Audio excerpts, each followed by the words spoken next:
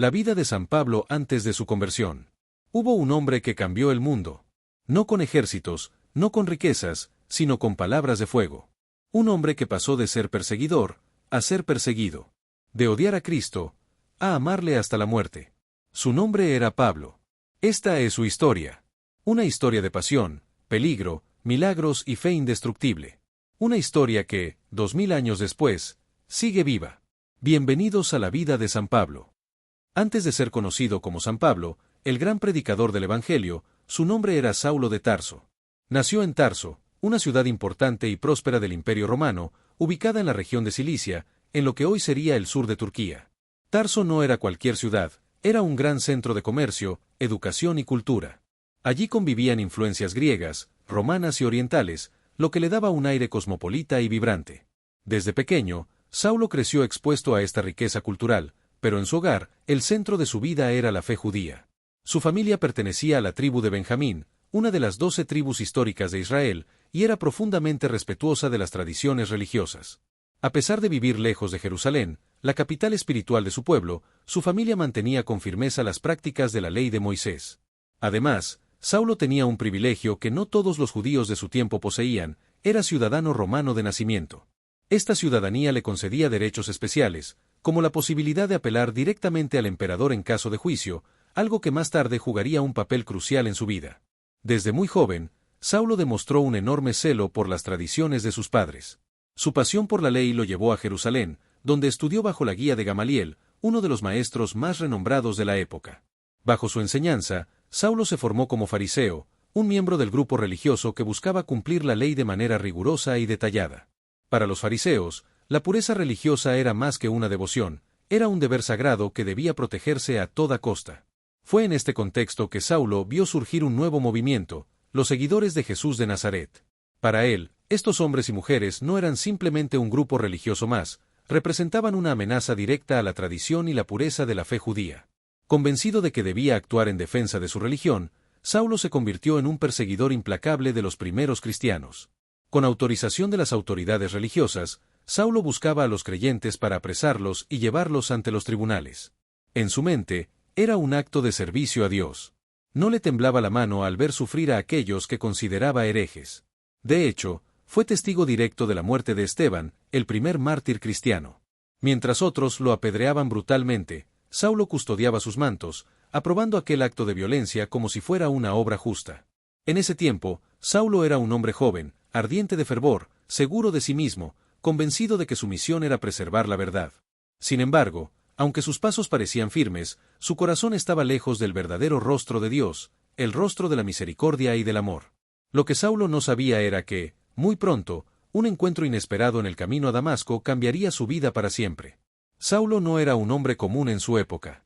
Su formación y origen hacían de él alguien excepcional. Nacido en Tarso, en una ciudad donde florecían las escuelas de filosofía griega y la retórica, Saulo seguramente recibió también una educación helenística, lo que significa que conocía bien la lógica, la oratoria y el debate, habilidades que más tarde utilizaría con gran maestría en su predicación cristiana. Era capaz de moverse tanto en el mundo judío como en el romano, en la sinagoga como en el foro. Su familia, aunque profundamente judía, había logrado integrarse dentro del sistema romano hasta obtener la ciudadanía romana. Esta combinación, judío de sangre y romano de derechos, le daba una ventaja enorme para viajar, predicar y defenderse legalmente, algo que sería clave en su futura misión evangelizadora. En cuanto a su carácter, Saulo era un hombre apasionado, enérgico, decidido. No era indiferente a lo que creía, todo lo vivía con una fuerza que pocos podían igualar. Esa misma pasión que lo hizo un feroz perseguidor de cristianos, luego lo convertiría en uno de los más grandes apóstoles del Evangelio. Desde el punto de vista religioso, Saulo era fariseo, miembro de un grupo que valoraba la observancia estricta de la ley de Moisés. Para los fariseos, el cumplimiento minucioso de cada detalle de la ley era la forma de ser fiel a Dios. Creían en la resurrección de los muertos, en los ángeles, en la intervención activa de Dios en la historia. Saulo no solo conocía las Escrituras, sino que las amaba y defendía con celo.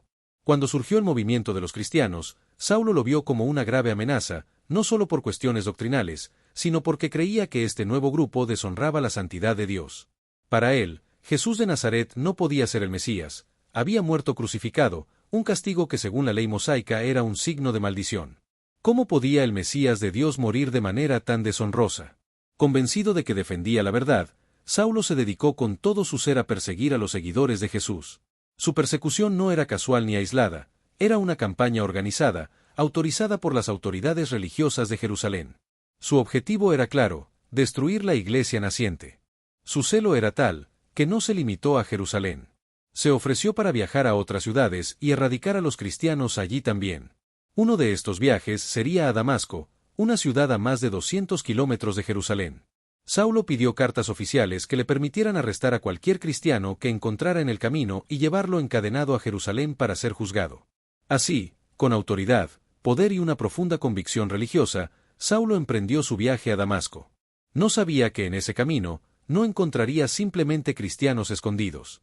Encontraría al propio Cristo, y su vida jamás volvería a ser la misma. Cuando pensamos en Saulo de Tarso antes de su conversión, solemos imaginar a un hombre fuerte, seguro, decidido. Y ciertamente lo era. Su celo por la ley de Moisés era inquebrantable. Su conocimiento de las Escrituras, profundo. Su pasión por defender su fe, ardiente como el fuego.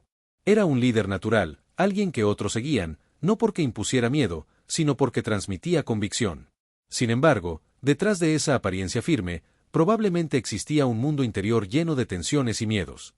En su corazón, Saulo debía sentir el peso de la exigencia farisea, el mandato de cumplir cada detalle de la ley, sin fallar en nada, para ser digno ante Dios.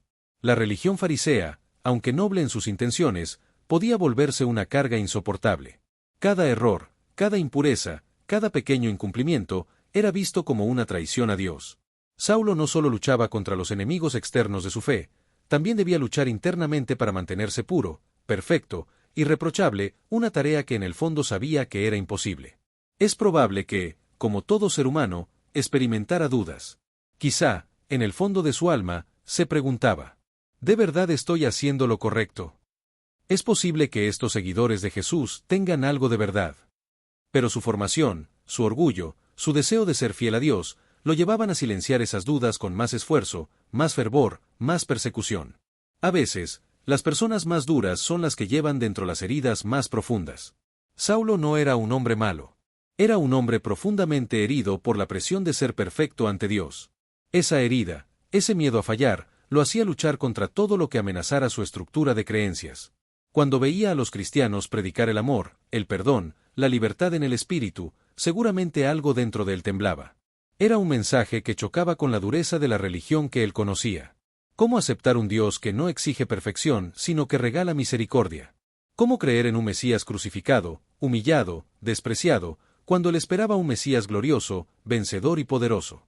Para Saulo, aceptar eso habría sido derrumbar toda su vida, sus estudios, su identidad, su sentido de valor. Por eso, luchaba. Perseguir a los cristianos no era solo un acto de fanatismo religioso. Era también, quizás, su forma desesperada de protegerse a sí mismo del miedo a tener que cambiar radicalmente. Pero, como veremos muy pronto, nadie puede resistirse para siempre al amor de Dios. Ni siquiera Saulo, el más celoso de todos. El encuentro que cambió la historia, Saulo en el camino a Damasco. El sol brillaba alto sobre las arenas del camino a Damasco. Saulo cabalgaba con determinación, seguido por otros hombres que, como él, llevaban órdenes claras: arrestar a los seguidores del Nazareno, someterlos, traerlos a Jerusalén encadenados si era necesario. Su corazón latía fuerte. Cada kilómetro que avanzaba sentía que cumplía una misión sagrada. Defendía a Dios. Protegía la pureza de Israel. Eso creía. Pero entonces, en un instante que nadie esperaba, todo cambió. De repente, una luz cegadora, más intensa que el sol de mediodía, envolvió a Saulo. No era solo una luz física, era una presencia que atravesaba hasta el fondo del alma. Saulo cayó al suelo, incapaz de sostenerse, y en medio de esa luz se escuchó una voz. Una voz que no venía de ningún hombre, ni de la tierra, ni del viento. Una voz que parecía resonar en todo el universo, pero también en lo más íntimo de su corazón. Saulo, Saulo, ¿por qué me persigues? Aturdido, temblando, Saulo apenas pudo balbucear. ¿Quién eres, Señor? La respuesta retumbó como un trueno, pero con la ternura de un padre. Yo soy Jesús, a quien tú persigues. Levántate y entra en la ciudad. Allí se te dirá lo que debes hacer. Todo quedó en silencio. Saulo abrió los ojos, pero no podía ver. La luz que lo envolvió también lo había dejado ciego. Sus compañeros, desconcertados, lo tomaron de la mano y lo guiaron hasta Damasco. El Saulo orgulloso, poderoso, seguro de su misión, había caído. Ahora era un hombre roto, ciego, débil. Un hombre que por primera vez en su vida tendría que dejar de confiar en su fuerza, y aprender a confiar en algo, o en alguien, mucho más grande. Durante 3 días, Saulo permaneció en Damasco, sin ver, sin comer, sin beber. 3 días de oscuridad exterior, y sobre todo, de oscuridad interior. 3 días para recordar cada palabra, cada rostro de los que había perseguido. 3 días para enfrentarse a su propio corazón. Pero también, 3 días en los que el amor de Dios, silenciosamente, comenzaba a reconstruir su alma. Un hombre llamado Ananías, discípulo del mismo Jesús al que Saulo había perseguido, recibió de Dios una misión insólita: ir al encuentro de Saulo, ponerle las manos y devolverle la vista. Ananías dudaba. ¿Cómo confiar en aquel perseguidor? ¿Cómo acercarse a quien había sembrado miedo y muerte? Pero Dios le respondió: Ve, porque él es un instrumento que he elegido para llevar mi nombre ante las naciones. Y Ananías obedeció. Entró donde estaba Saulo, lo llamó hermano, sí, hermano, y en ese instante, algo como escamas cayó de los ojos de Saulo. Recuperó la vista, pero ya no era el mismo. Aquel día, Saulo murió para su antigua vida. Y de sus cenizas, nació Pablo, el apóstol de Cristo, el mensajero del amor, el incansable constructor de la iglesia. Un solo encuentro con Jesús bastó para transformar al mayor perseguidor en el mayor misionero. Cuando Pablo abrió los ojos en Damasco, ya nada era igual. Sí, podía ver nuevamente, pero era como si hubiera recibido una nueva mirada sobre la vida, sobre Dios, sobre sí mismo. El hombre que había llegado a la ciudad armado de odio, ahora estaba desarmado y lleno de asombro. Después de ser bautizado, Pablo se quedó un tiempo con los discípulos de Damasco. Comenzó a aprender, a escuchar, a dejarse moldear. No era fácil. El gran perseguidor de la iglesia ahora se sentaba al lado de aquellos que antes había tratado como enemigos. Imagina la escena, las miradas de desconfianza, los susurros en los rincones. ¿Era real su conversión? ¿No sería una trampa? ¿Podía alguien cambiar de forma tan radical? Pero Pablo no se defendía. No buscaba justificar su pasado. Con humildad, aceptaba las sospechas y los temores de los demás. Sabía que su cambio no era obra suya, sino un regalo del cielo. Pronto, comenzó a predicar en las sinagogas de Damasco. Anunciaba que Jesús era, en verdad, el Hijo de Dios, el Mesías prometido. Aquellos que lo escuchaban quedaban desconcertados. ¿No era este el mismo que había venido a destruir a los que invocaban el nombre de Jesús? ¿Cómo podía ahora ser uno de ellos? La predicación de Pablo crecía en fuerza y convicción. Pero también crecía el odio de aquellos que no aceptaban su mensaje. La situación en Damasco se volvió peligrosa. Algunos incluso conspiraron para matarlo. Pablo tuvo que huir. Sus hermanos en la fe lo ayudaron a escapar, bajándolo en un canasto a través de una abertura en la muralla de la ciudad. Era una imagen poderosa. El gran Saulo, que había llegado como un conquistador, ahora se iba como un fugitivo, pero con un tesoro en su corazón que ningún hombre podía arrebatarle. Después de su huida, Pablo no comenzó de inmediato su gran misión evangelizadora. Pasó un tiempo importante en el desierto de Arabia. Un tiempo de retiro, de silencio, de intimidad profunda con Dios. Allí, lejos del bullicio de las ciudades, Pablo terminó de reconstruirse. Se sumergió en la oración, en la reflexión. Dios mismo lo fue formando, enseñándole los misterios del Evangelio no como doctrina fría, sino como vida nueva. Pasaron varios años antes de que Pablo comenzara su labor apostólica pública. Años en los que su fe se robusteció, su corazón se ablandó y su visión del mundo cambió por completo. Cuando finalmente regresó a Jerusalén, quiso unirse a los apóstoles. Pero el miedo aún persistía. Muchos dudaban de él. Fue entonces que intervino Bernabé, un hombre lleno de fe y bondad, que creyó en Pablo. Bernabé lo tomó de la mano, lo presentó ante los apóstoles y contó cómo el antiguo perseguidor ahora predicaba con valentía el nombre de Jesús. Así, poco a poco, Pablo fue aceptado en la comunidad cristiana. Pero su misión apenas estaba comenzando. Aún quedaban caminos por recorrer, mares por cruzar, pueblos enteros por conocer la buena noticia. El perseguidor se había convertido en apóstol. El orgulloso, en servidor. El destructor, en constructor de la fe. Y el mundo, aunque todavía no lo sabía, nunca volvería a ser el mismo. Los primeros viajes de Pablo, sembrador de fuego. Pablo no era un hombre que pudiera quedarse quieto. Algo ardía en su interior, un fuego que no podía contener. No era simplemente entusiasmo o pasión, era la certeza de que el mismo Cristo que lo había llamado en el camino de Damasco ahora lo enviaba a las naciones. Junto a su amigo y hermano en la fe, Bernabé, Pablo emprendió su primer viaje misionero. No fue un viaje de turismo, ni de comodidades. Fue una travesía peligrosa, incierta, llena de riesgos. Pero Pablo no buscaba seguridad, buscaba almas. Salieron desde Antioquía de Siria, una ciudad vibrante, donde por primera vez los seguidores de Jesús fueron llamados cristianos. Allí, la comunidad oró por ellos, les impuso las manos y los envió. No iban solos, el Espíritu Santo caminaba con ellos. Su primer destino fue Chipre, la isla natal de Bernabé. Allí, en las sinagogas, comenzaron a anunciar que el Mesías había venido. Las reacciones eran diversas, algunos escuchaban con hambre espiritual, otros, con odio. En Pafos, confrontaron a un mago llamado Elimas, quien intentaba apartar a las autoridades del mensaje de Cristo. Pablo, lleno del Espíritu, reprendió a Elimas, y el poder de Dios dejó al mago ciego. Aquel milagro abrió el corazón del procónsul Sergio Paulo, quien creyó en el Evangelio.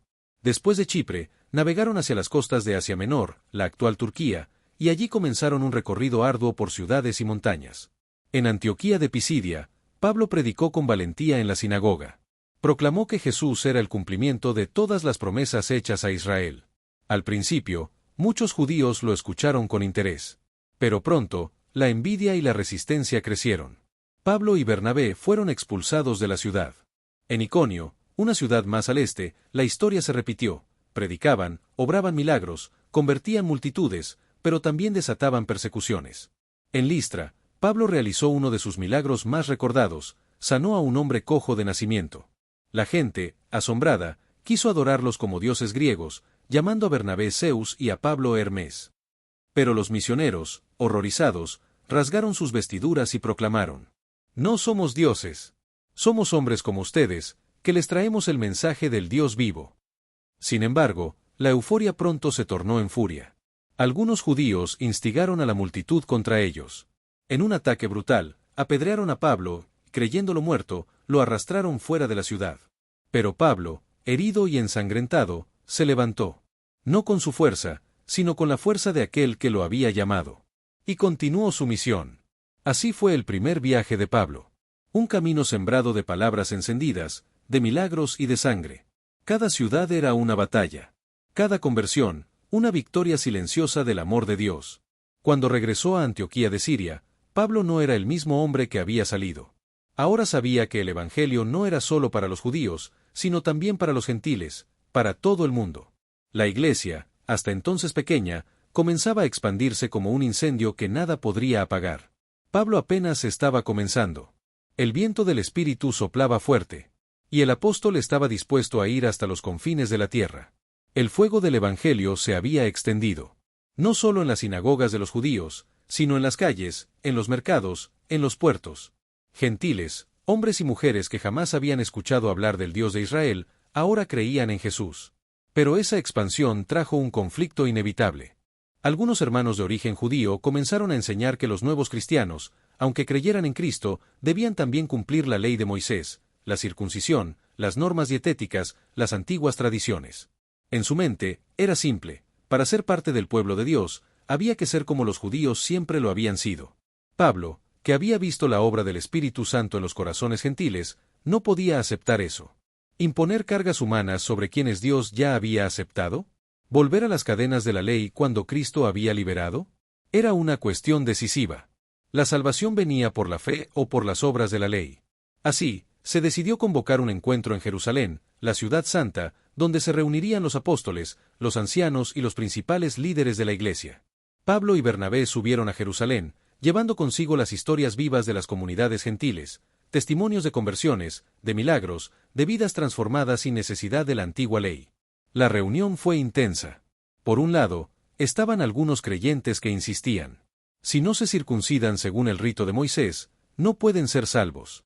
Por otro lado, estaban Pablo y Bernabé, firmes pero humildes, contando cómo Dios mismo había derramado su espíritu sobre los gentiles. Hubo un largo debate. Entonces, Pedro, el mismo que había negado a Cristo pero luego había sido su roca, se levantó y habló: «Hermanos, Ustedes saben que Dios me eligió para que los gentiles oyeran el evangelio de mi boca y creyeran. Y Dios, que conoce los corazones, les dio testimonio dándoles el Espíritu Santo, igual que a nosotros. ¿Por qué, entonces, tentar a Dios poniendo sobre el cuello de los discípulos un yugo que ni nosotros ni nuestros padres hemos podido soportar? Creemos que por la gracia del Señor Jesús seremos salvos, del mismo modo que ellos. Un silencio reverente llenó la sala. Después, Santiago, el hermano del Señor y líder de la iglesia en Jerusalén, habló también. Con sabiduría, propuso no imponer cargas innecesarias a los gentiles, sino solo pedirles algunas normas básicas de convivencia. La decisión fue tomada. La libertad venció. La fe en Cristo, sin añadiduras, fue proclamada como el único camino de salvación. Se escribió una carta para las comunidades. Una carta que no llevaba el peso de la ley, sino el perfume de la libertad cristiana. Pablo regresó a Antioquía con el corazón lleno de gratitud. La misión continuaría, más fuerte que nunca. La iglesia había sobrevivido a su primera gran prueba interna. Y gracias al coraje de hombres como Pablo, Pedro, Bernabé y Santiago, la gracia prevaleció sobre la ley, el espíritu sobre la letra, el amor sobre el miedo. Tras el concilio de Jerusalén, Pablo no se detuvo. La libertad conquistada no era una meta, era apenas el comienzo de una nueva etapa. En Antioquía, Pablo y Bernabé discutieron sobre quién los acompañaría. Bernabé quería llevar a Juan Marcos, pero Pablo, recordando que Marcos los había abandonado en el primer viaje, no estaba de acuerdo. La tensión fue tal que decidieron separarse. Bernabé partió hacia Chipre con Marcos. Y Pablo eligió un nuevo compañero, Silas, un hombre sabio y lleno del Espíritu Santo. Así comenzó el segundo gran viaje misionero. Pablo y Silas atravesaron las regiones de Siria y Cilicia, fortaleciendo a las comunidades ya nacidas en el primer viaje. Pero el Espíritu de Dios tenía un plan mayor, un plan que Pablo ni siquiera imaginaba. En Listra, Pablo conoció a un joven discípulo llamado Timoteo, de madre judía creyente y padre griego. Timoteo era joven, pero su fe era firme, su corazón, valiente. Pablo vio en él no solo a un colaborador, sino a un hijo espiritual. Timoteo se unió a la misión, y juntos siguieron hacia el norte, por regiones inexploradas. Intentaron predicar en Asia Menor, pero el Espíritu Santo no se los permitió. Intentaron ir hacia Bitinia, pero nuevamente, la puerta se cerró. Fue entonces, en la ciudad de Troas, junto al mar, que sucedió algo extraordinario. Durante la noche, Pablo tuvo una visión. Un hombre de Macedonia, de pie, que le rogaba: «Pasa a Macedonia y ayúdanos». No era un sueño vago. Era un llamado directo. Era la voz de un continente entero, Europa, que, sin saberlo, clamaba por el Evangelio. Sin dudarlo, Pablo y su equipo embarcaron y cruzaron el mar. Así pisaron por primera vez suelo europeo. La primera gran ciudad a la que llegaron fue Filipos, una colonia romana próspera y orgullosa. Allí, junto al río, encontraron a un grupo de mujeres reunidas en oración. Una de ellas, llamada Lidia, vendedora de púrpura y mujer temerosa de Dios, abrió su corazón al mensaje. Fue bautizada junto con toda su casa, y su hogar se convirtió en el primer núcleo cristiano de Europa. Pero no todo sería fácil.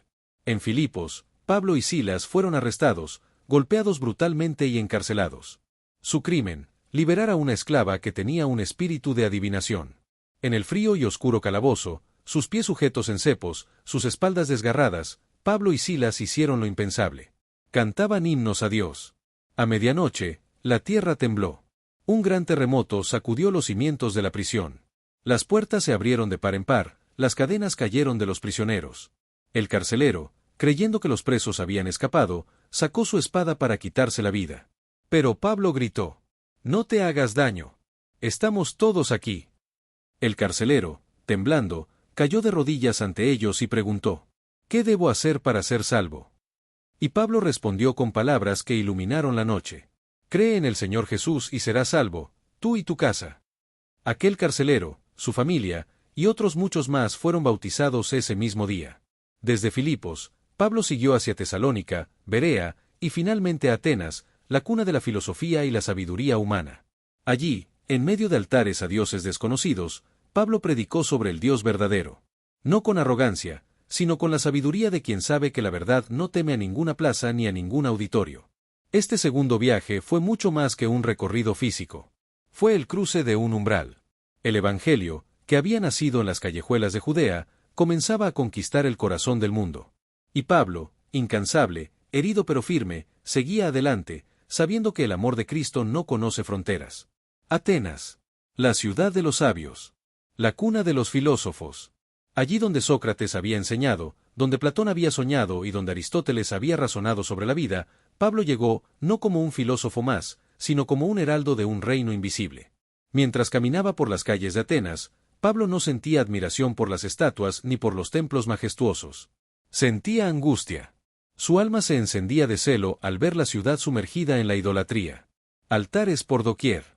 Imágenes, inscripciones, dioses de mármol y bronce. Pero en medio de toda aquella devoción ciega, Pablo descubrió algo que captó su atención, un altar sencillo, con una inscripción extraña. Al Dios desconocido. Era como una grieta en el muro de la ignorancia. Un espacio abierto para la verdad. Pablo comenzó a predicar en las plazas.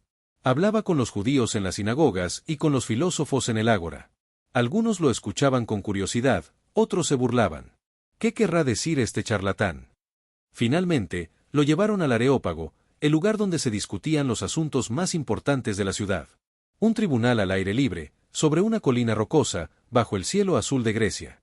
Allí, rodeado de los grandes pensadores del mundo antiguo, Pablo se puso de pie. No tenía pergaminos. No tenía títulos. Tenía algo más poderoso, la verdad revelada de un Dios vivo. Y habló. Varones atenienses, veo que en todo son muy religiosos. Porque, al pasar y contemplar sus lugares sagrados, encontré también un altar con esta inscripción, al Dios desconocido. Pues bien, lo que ustedes adoran sin conocer, eso vengo yo a anunciarles. Un murmullo recorrió la asamblea. Pablo continuó. El Dios que hizo el mundo y todo lo que hay en él no habita en templos construidos por manos humanas, ni necesita que lo sirvan como si le hiciera falta algo. Él da a todos vida, aliento y todo lo demás. De un solo hombre hizo todas las naciones, para que habiten sobre la faz de la tierra. Los rostros se tensaban. Los oídos se afinaban. Este Dios no está lejos de cada uno de nosotros, porque en él vivimos, nos movemos y existimos. Y citó a sus propios poetas. Como algunos de sus propios poetas han dicho, porque también somos linaje suyo, punto. Pero cuando habló de Jesús y de la resurrección de los muertos, las reacciones se dividieron. Algunos se burlaron. Otros dijeron, te escucharemos sobre esto en otra ocasión. Sin embargo, no todo fue rechazo. Entre la multitud, hubo quienes creyeron. Entre ellos, un hombre llamado Dionisio, miembro del mismo Areópago, y una mujer llamada Damaris. Allí, en el corazón intelectual del mundo antiguo, el Evangelio plantó su semilla. No con espadas. No con argumentos retóricos. Sino con la simple fuerza de la verdad. Pablo dejó Atenas sabiendo que el terreno era difícil, pero también convencido de que la palabra de Dios nunca vuelve vacía. Seguía adelante. Porque sabía que cada corazón abierto, cada alma tocada, era una victoria eterna. Corinto. Una ciudad vibrante, rica y profundamente corrupta. Un cruce de caminos entre Oriente y Occidente, donde los comerciantes se mezclaban con los filósofos, y donde los templos a los dioses convivían con los burdeles más degradantes.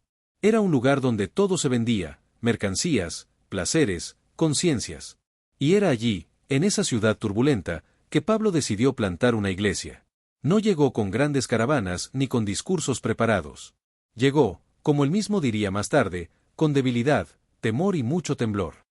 Porque sabía que no iba a pelear contra hombres de carne y hueso, sino contra fuerzas espirituales invisibles, arraigadas en los corazones. Pablo encontró refugio en un humilde oficio. Era fabricante de tiendas, tejedor de lonas de cuero. Allí, en un pequeño taller, trabajaba con sus manos para sostenerse, evitando ser una carga para nadie. Y fue en ese mismo taller donde conoció a dos compañeros de vida y misión, Aquila y Priscila, una pareja de judíos recientemente expulsados de Roma. Durante la semana, Pablo tejía lonas bajo el sol ardiente de Corinto. Los sábados, iba a la sinagoga, razonaba con los judíos y predicaba a Cristo crucificado y resucitado. Pero, como en otras ciudades, la oposición no tardó en llegar. Los líderes de la sinagoga rechazaron el mensaje, lo insultaron, lo expulsaron. Fue entonces cuando Pablo tomó una decisión audaz. Salió de la sinagoga, y fue a predicar justo al lado, en la casa de un hombre llamado Ticio Justo, un temeroso de Dios. Muchos gentiles comenzaron a escuchar. Incluso Crispo, el principal de la sinagoga, creyó en el Señor junto con toda su familia. Corinto empezaba a ser transformada. Sin embargo, las amenazas crecían. Pablo, en su humanidad, comenzó a temer. ¿Hasta cuándo podría resistir? ¿Debía huir de nuevo? Entonces, en medio de la noche, en la soledad de sus dudas, el Señor le habló en visión. No temas. Sigue hablando y no te calles, porque yo estoy contigo. Nadie pondrá la mano sobre ti para hacerte daño, porque tengo mucho pueblo en esta ciudad. Aquellas palabras fueron como fuego en sus huesos. Pablo se quedó en Corinto 1 año y medio, enseñando, formando discípulos, bautizando, construyendo una comunidad que no se basaba en el dinero ni en el placer, sino en el amor de Cristo. Incluso cuando los judíos intentaron llevarlo ante el tribunal del procónsul romano Galión, acusándolo falsamente, Dios protegió a su siervo. Galión desestimó las acusaciones y los expulsó del tribunal. Pablo quedó libre para continuar su misión. En medio del bullicio, la lujuria y la indiferencia, el evangelio echaba raíces. Allí, en el lugar más improbable, surgió una de las comunidades cristianas más dinámicas, aunque también más problemáticas, la iglesia de Corinto, a la que más tarde Pablo escribiría 2 cartas intensas, apasionadas y profundamente humanas. La obra de Dios avanzaba. No porque el terreno fuera fácil, sino precisamente porque la gracia siempre triunfa donde todo parece perdido. Pablo no sabía descansar. La pasión por Cristo ardía en sus venas como un fuego incontenible. No podía quedarse quieto mientras el Evangelio necesitaba ser anunciado, consolidado, defendido. Así, comenzó su tercer gran viaje misionero. Volvió a recorrer las regiones de Galacia y Frigia, fortaleciendo a los discípulos. Pero su gran destino en este viaje sería una ciudad crucial. Efeso, el corazón espiritual y comercial de Asia Menor, hogar del imponente templo de Artemisa, una de las 7 maravillas del mundo antiguo. En Efeso, Pablo encontró un terreno fértil, pero también peligroso. Al principio, predicó en la sinagoga, como siempre. Pero cuando la oposición se hizo intensa, alquiló una sala de conferencias, la escuela de un tal tirano. Allí, día tras día, durante 2 años, enseñó la palabra de Dios. La influencia fue tan grande que toda Asia Menor, judíos y griegos por igual, oyó el mensaje del Evangelio. Y Dios respaldaba a Pablo con poder. Milagros extraordinarios, sanidades, liberaciones espirituales. Tanto que la gente tomaba pañuelos y delantales de Pablo, los ponía sobre los enfermos, y ellos eran sanados. La luz avanzaba, pero también despertaba la furia de las tinieblas.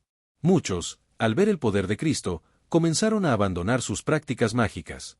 Los hechiceros quemaban públicamente sus libros de encantamientos.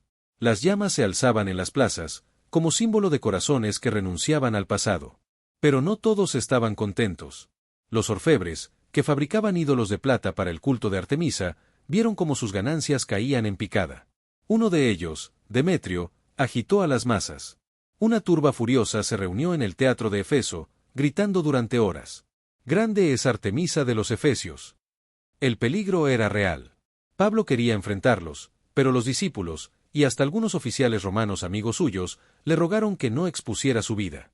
Finalmente, la autoridad romana logró calmar a la multitud. Pero Pablo entendió que su tiempo en Efeso había terminado. Con el corazón apretado, dejó la ciudad donde había sembrado tanto. Más tarde, en su camino hacia Jerusalén, quiso despedirse de los ancianos de la iglesia de Efeso. No quiso entrar en la ciudad, pidió que vinieran a verlo en Mileto, un puerto cercano. Allí, en una playa solitaria, tuvo lugar uno de los momentos más conmovedores de su vida. Rodeado de sus discípulos más queridos, Pablo habló con el corazón abierto. «Ustedes saben cómo me he comportado entre ustedes todo el tiempo, sirviendo al Señor con humildad y lágrimas, a pesar de las pruebas. No he rehuido anunciarles todo el consejo de Dios. Ahora voy a Jerusalén, sin saber lo que allí me espera, salvo que el Espíritu Santo me asegura que prisiones y tribulaciones me aguardan.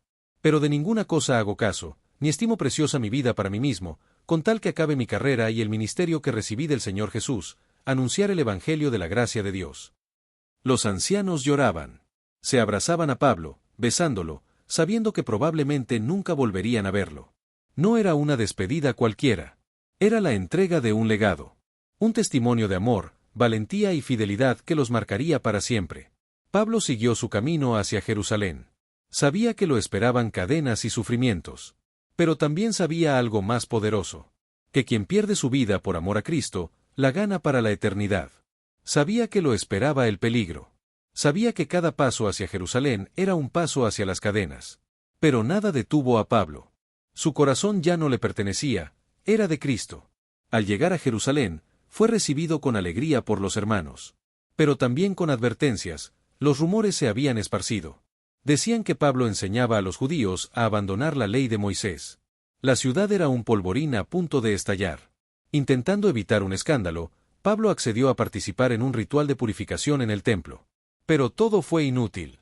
Al verlo en el templo, algunos judíos de Asia comenzaron a gritar: «Este es el hombre que predica contra nuestro pueblo y nuestra ley». La multitud se desbordó. Golpearon a Pablo, arrastrándolo fuera del templo, e intentaron matarlo. La ciudad entera se agitó como un mar enfurecido. La noticia llegó al comandante romano, que intervino rápidamente. Soldados armados corrieron, dispersaron a la multitud y, casi a rastras, llevaron a Pablo a la fortaleza Antonia. Mientras lo llevaban, Pablo pidió permiso para hablar. De pie en las escaleras, herido y cubierto de polvo, Pablo levantó la mano. El tumulto cayó. Y entonces, en hebreo, comenzó a contar su historia. Cómo había perseguido a los cristianos, cómo Cristo se le había revelado en el camino a Damasco, cómo había sido transformado por una luz que ningún odio podía resistir. Pero cuando mencionó su misión a los gentiles, la multitud volvió a rugir.